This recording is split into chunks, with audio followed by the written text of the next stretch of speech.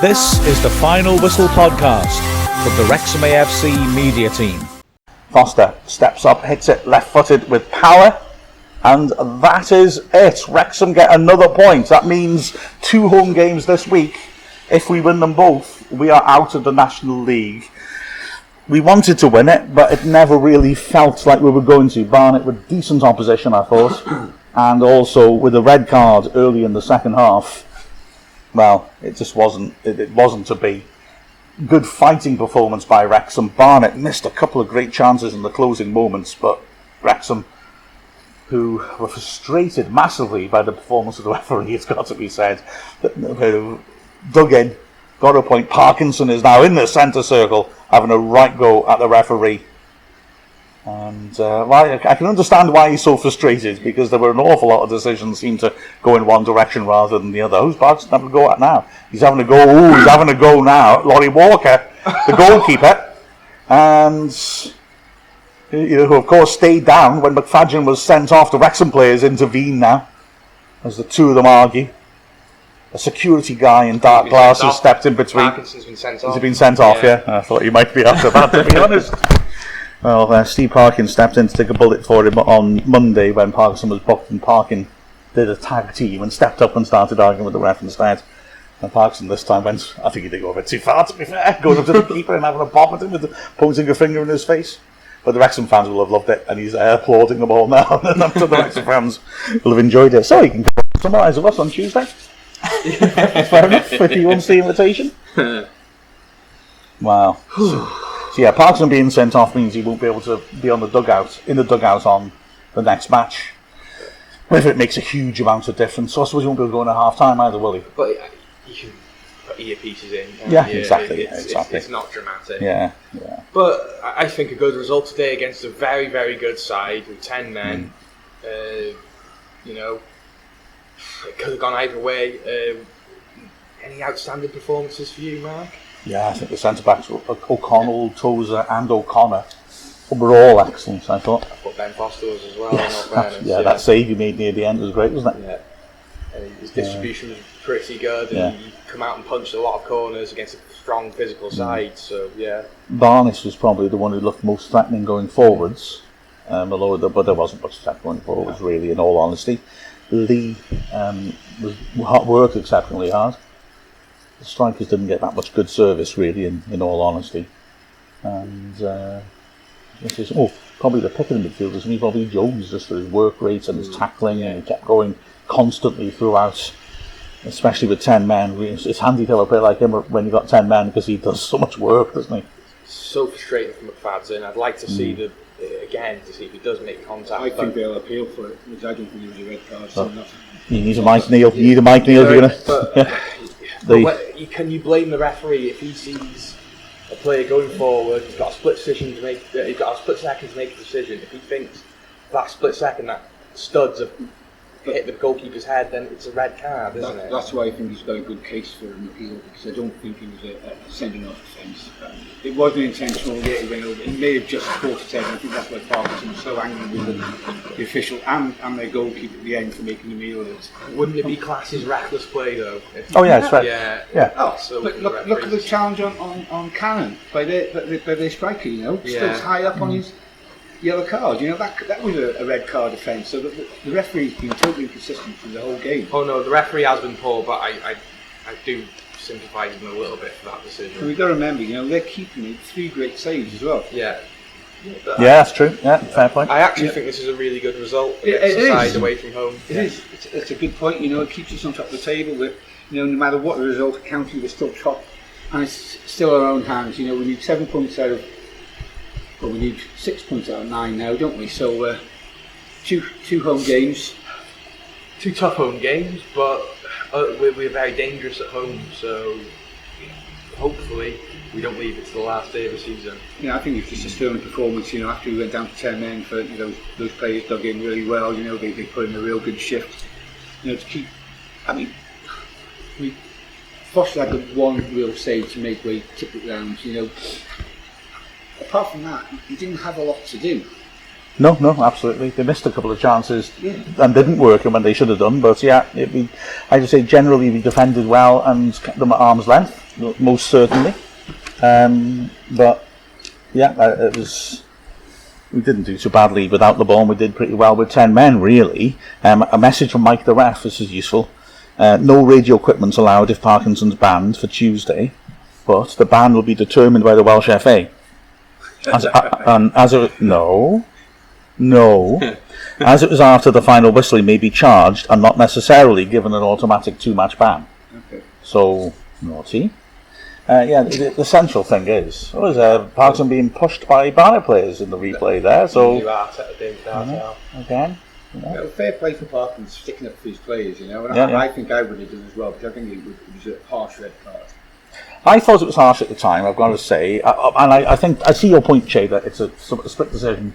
Split-second decision has got to be made. I buy that, and I don't. It's not a stamp though. I think it's just could he have avoided the keeper? The keeper definitely got there comfortably first. Can Fangin alter his course or not? If he can't, he didn't even look like he was trying to get out the way. If anything, he looked like he was trying to get a little bit of contact, but make it look like he was getting out the way, and has just made contact with him. I don't think he's gone to stamp him, but he's gone to do anything nasty.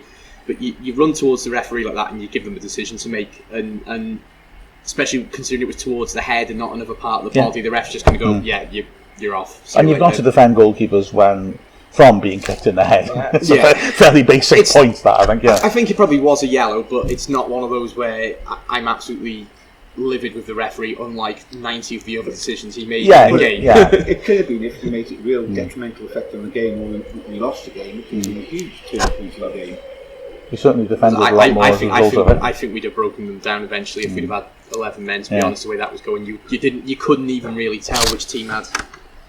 Oh, hang on, which one are you? But you couldn't really tell which team had 10 and which had 11. Really, could you? To be fair, for me, you can't give that as a yellow. It's either got to be a red card or nothing. Though. Fair enough.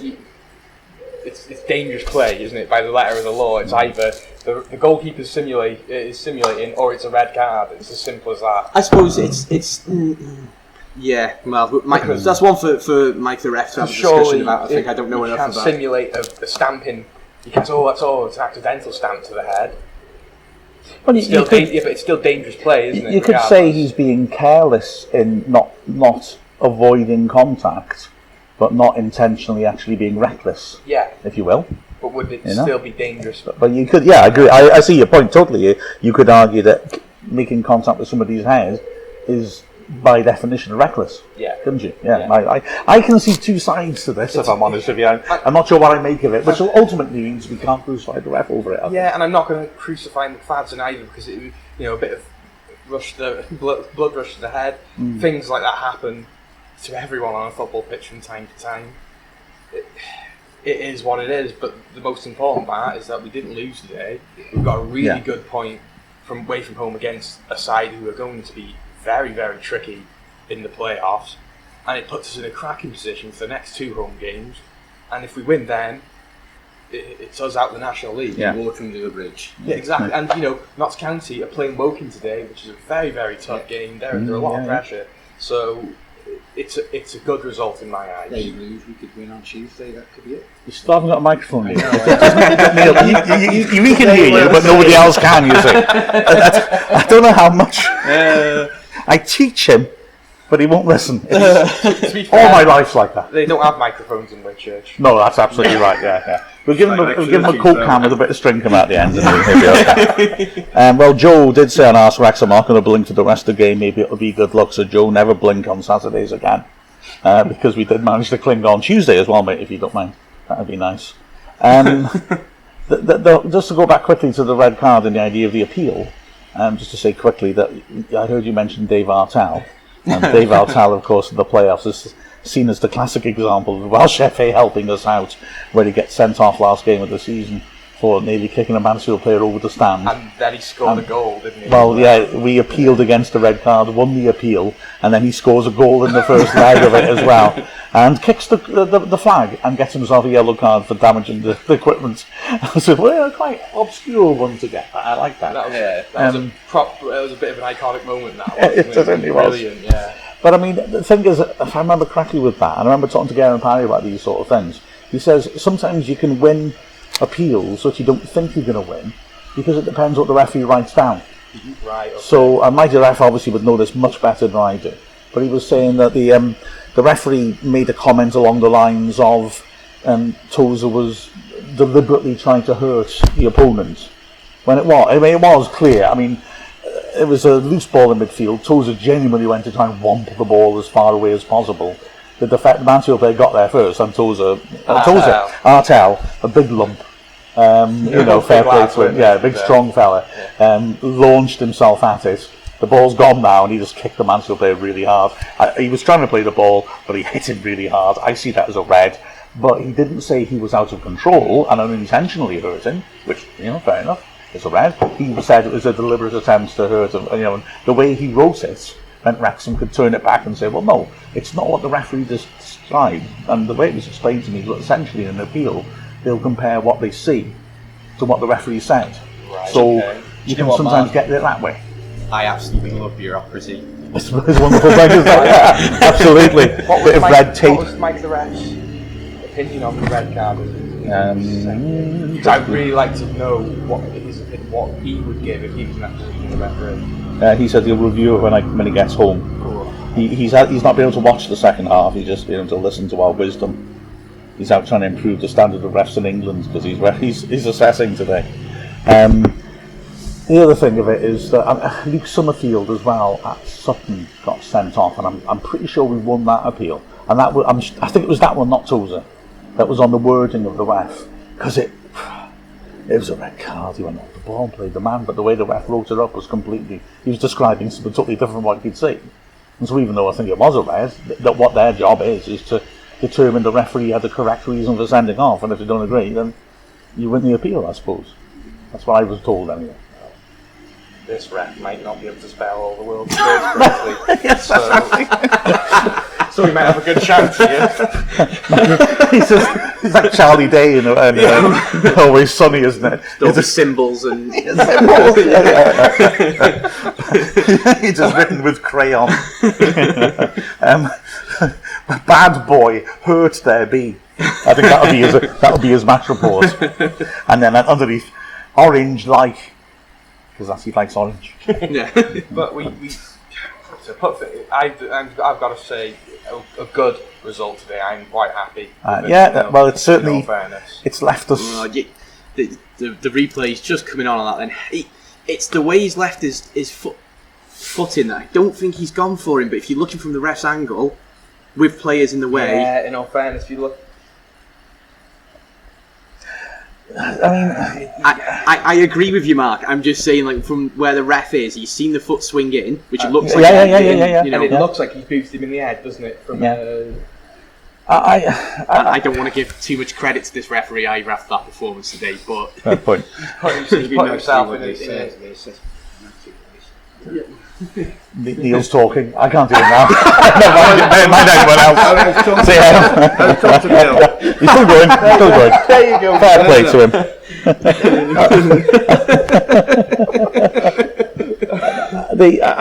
To me, McFadden looks like he.